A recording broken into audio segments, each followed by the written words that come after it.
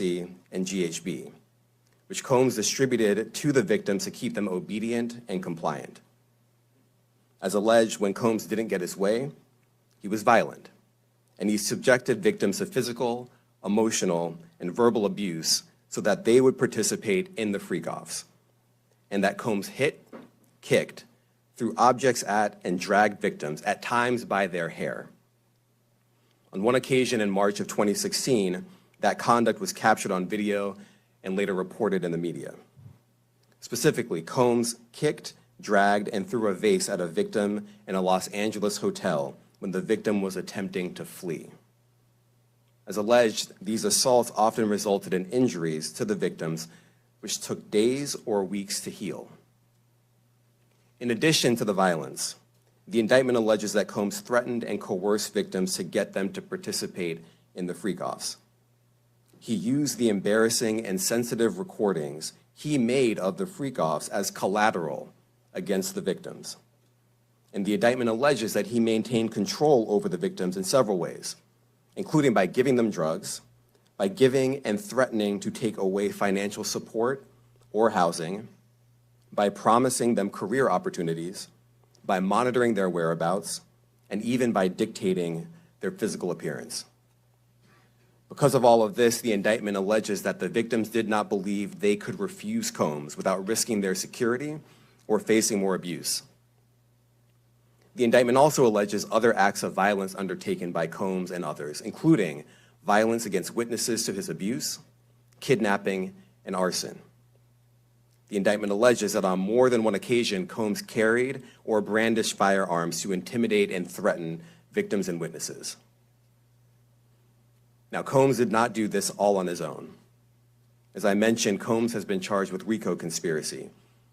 He used his business and employees of that business and other close associates to get his way. Those individuals allegedly included high-ranking supervisors in the business, personal assistants, security staff, and household staff. The indictment alleges that those individuals facilitated the freak-offs. They booked the hotel rooms and stocked them with the supplies, including drugs, baby oil, personal lubricant, extra linens, and lighting. When the hotel rooms got damaged, they helped clean it up. They arranged for victims and commercial sex workers to travel for the freak-offs, and they delivered large quantities of cash to Combs to pay for the commercial sex workers. The indictment also alleges that they helped Combs cover up his crimes. During the March 2016 incident at the LA hotel that I mentioned earlier, a member of the hotel security staff intervened, and Combs attempted to bribe the staff member with a stack of cash to make sure that what happened was kept quiet. And as the indictment alleges, in late 2023, after public allegations were made about Combs' crimes, he and others pressured witnesses and victims to stay silent, including by making phone calls to witnesses and victims and giving them a false narrative of what they had experienced.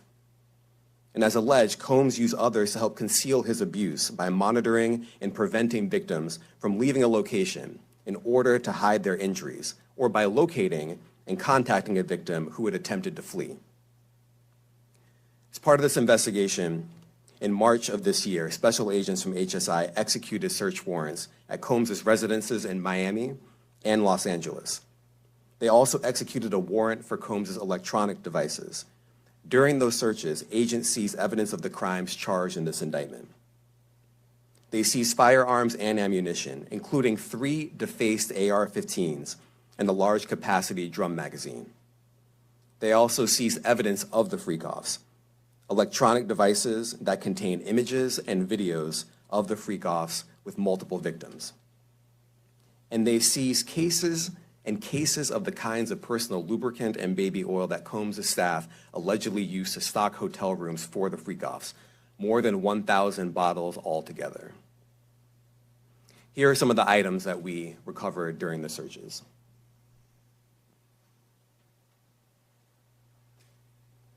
As you can see here, this is a drum magazine, large capacity, and it contains, I believe, 59 rounds. I mentioned as well we recovered 3 AR-15s. This is a close-up shot of one of the AR-15s, and you can see right here the serial number has been thoroughly defaced. Another picture of more ammunition and parts of two AR-15s right there. Now, I want to be clear about two things.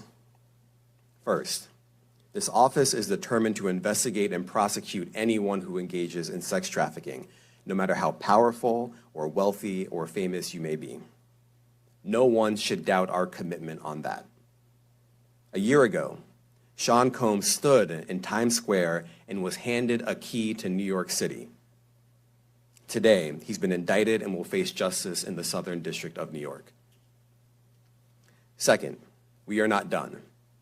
This investigation is ongoing, and I encourage anyone with information about this case to come forward and to do it quickly. Anyone with information can call 1-877-4HSI-TIP. I want to express my deep appreciation for the victims and witnesses who have used their voices and helped bring this criminal conduct to light. We would not be here without them. I also want to thank the dedicated case agents on the HSI Trafficking in Person Squad in New York. They have been with us since day one and have worked tirelessly on this investigation. They will continue to be invaluable partners to us. I also want to thank the incredible agents and analysts from SCNY who have also provided tremendous assistance on this case. I'm deeply grateful for their continued work. And finally, I want to thank the outstanding career prosecutors from SCNY who are handling this case.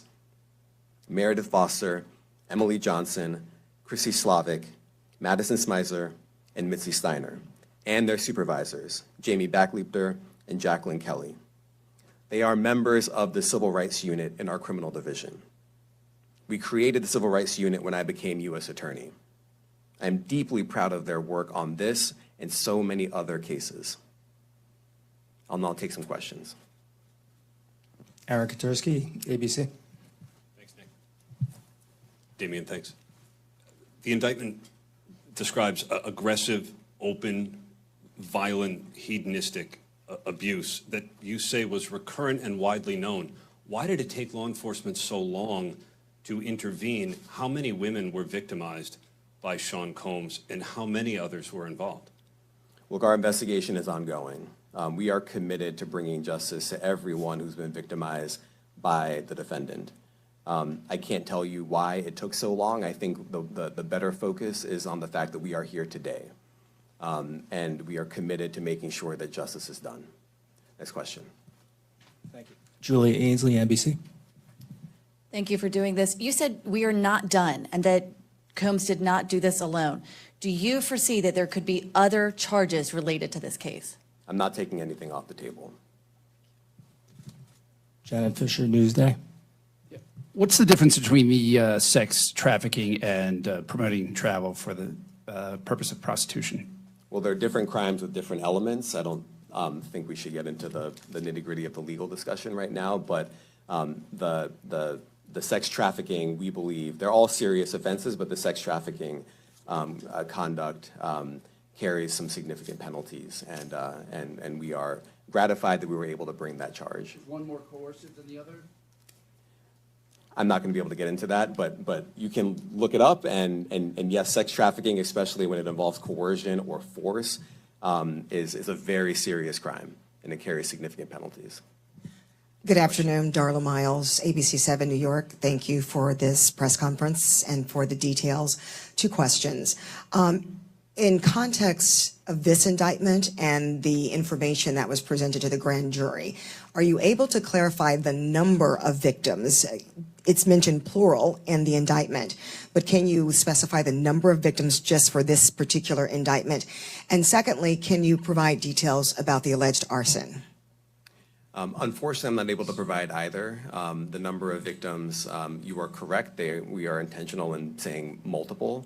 The details of the arson incident are limited to what we have in the indictment and also the detention letter that we filed, which contains more details than the indictment does at various points, but we don't have anything more beyond that.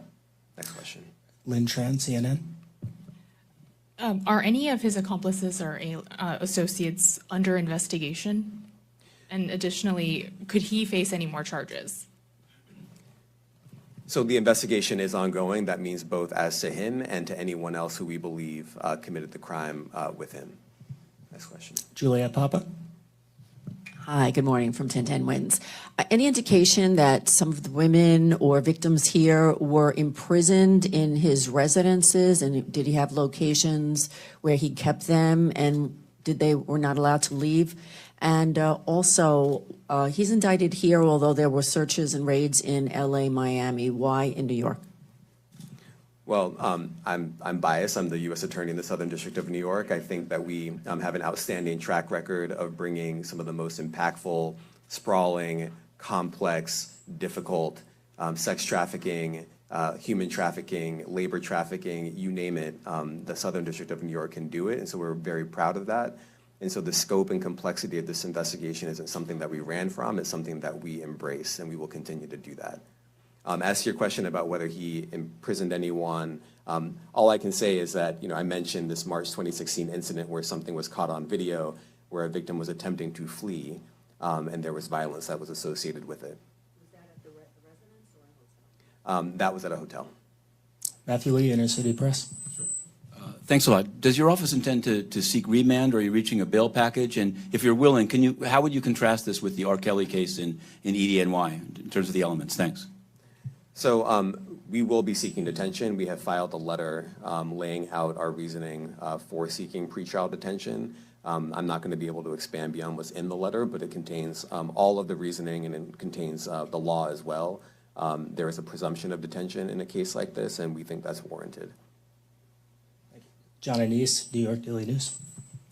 Thank you. I was hoping to get some more detail about the searches of his residence, the guns, the cases of lubricant, and the videos. Where were they found amongst his residents? Were they all scattered around the houses in one place? I kind of wanted to just get a better picture of how that stuff was found. Well, look, I think that some of the details that you're seeking are in the detention letter. So, for instance, some of the AR-15s, 2 of the 3 defaced AR-15s were found in his bedroom closet in Miami, broken down into parts along with magazines with ammunition loaded in them. So some of that detail is in the detention letter.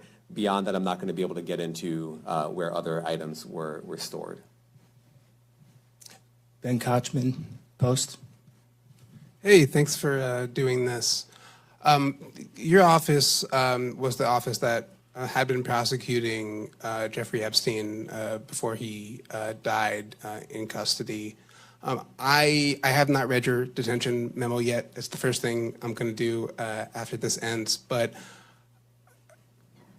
does the memo address, or is your office concerned with Combs' safety in custody, given what happened with Epstein? So we are concerned with anyone's safety whenever they are detained prior to trial. It's part of our obligations to keep people safe as well. It's part of the criminal justice system. So, but I do not draw any sort of connection between Jeffrey Epstein's suicide and what may or may not happen to any other defendant while they are detained pre-trial. And of course, the decision whether to detain the defendant will be up to a judge. Our position is that pretrial detention is warranted under the law and based on the facts of this case, and I'll leave it at that.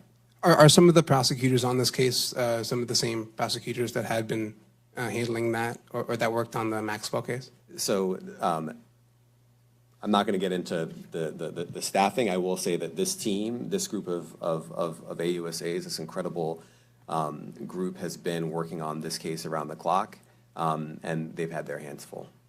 Next question. Gus Rosendale, NBC News.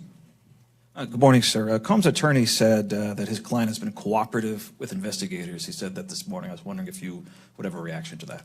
Let me just say this. I think that generally and with increasing frequency, the word cooperative or cooperating has taken on tremendous elasticity and it no longer really bears any relation to what the word means when we use it in a very specific context. So responding to lawful process and the like does not qualify as cooperation when we use that term here.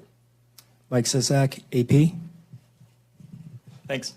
To that end, was there any discussion of Mr. Combs surrendering? I understand he was taken into custody at a hotel in Manhattan last night, and maybe that wasn't the plan. Can you elaborate on how that came about and why that was? I'm not going to be able to get into any sort of operational details as to how he was taken into custody and when. He is in custody right now. He will be appearing in court later today. Was there any discussion of him surrendering, given they claim he's cooperating? I'm not going to be able to get into law enforcement tactics or operations.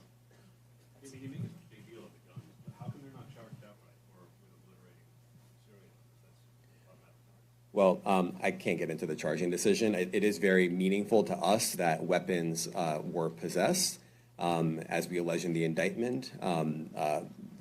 Part of the reason why this conduct was so